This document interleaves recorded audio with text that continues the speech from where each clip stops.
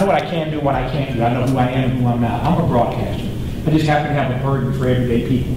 I love people and there ain't nothing they can do about it. I just love people. That's who I am. I'm Tavis Smiley, and I am an author and a talk show host on television and radio, public television and public radio.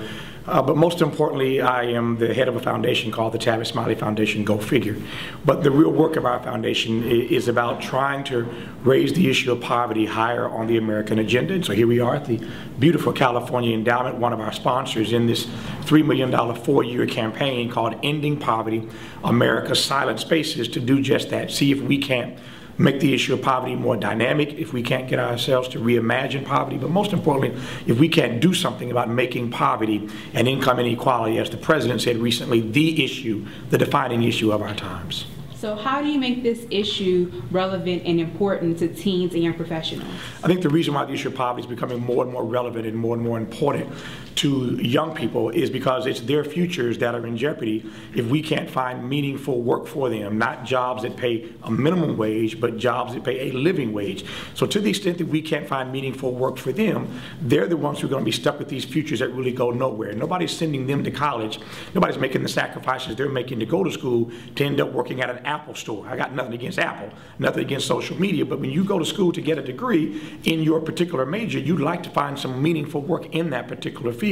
So poverty is an issue that's run amok right about now, but it is especially and particularly going to hit this generation of young people hard when they realize that after doing all the right things and doing as they were told and getting an education, there's not going to be meaningful work for them. That's going to be a real problem.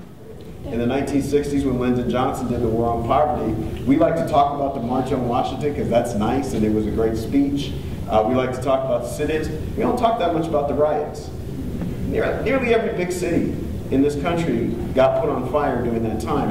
And while I don't advocate for that, what I think is clear, history teaches us that unless we're willing to stop business as usual, like those kids did in that park, unless you're willing to do that, you can't even be in the game to have the discussion. So I think at the end of the day, after all the analysis and we've come up with all the smart programs, we have to be prepared to confront the system and confront it in a way that says, you can't go on until you deal with us. Illness is both a cause and a consequence of poverty. That people who are sick aren't able to go to school, get a good job, support their family, climb out of poverty. And that being poor also impacts health because people can't access the resources that they need to stay healthy, whether it's environmental resources like healthy food, playgrounds and parks, safe places for kids to play and to exercise, access to grocery stores, or access to healthcare services.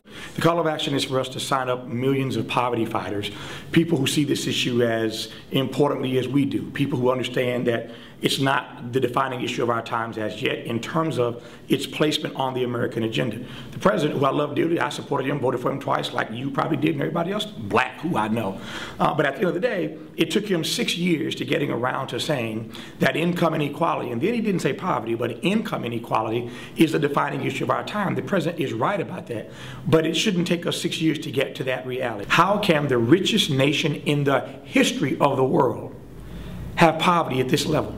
How can 1% of the people in this country own and control 40% of the wealth? How can the top 400 wealthiest individual Americans own and control more wealth than the bottom 150 million of us? That's not a democracy. That's an oligarchy. That's a plutocracy. Let's call it what it is. But if this is going to be a democracy, so this conversation is not just about making poverty a priority. This conversation really is about saving our democracy as we know it.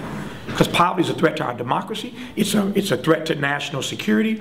And I just saw a book the other day written by a friend of mine named John Hope Bryant. And John suggests that it's going to take poor people to save capitalism. His book is called How the Poor Can Save Capitalism. If capitalism as we know it is going to be saved, poor people, who are the consumers, are going to have to save this very democracy and this system of capitalism. So there's work to be done. And I believe that poor people, that everyday citizens, have the agency, the power to do something about this if we will mobilize. It starts with momentum, and then movement.